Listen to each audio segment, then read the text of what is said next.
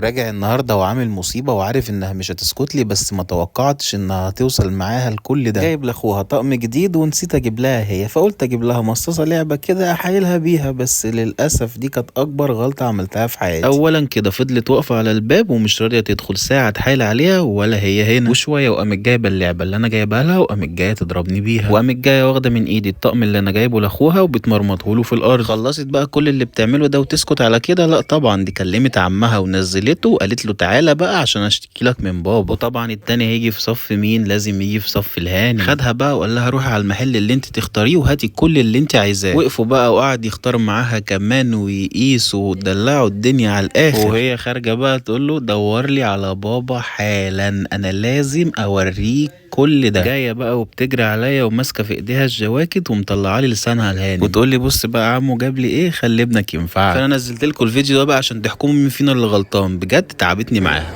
يعني هو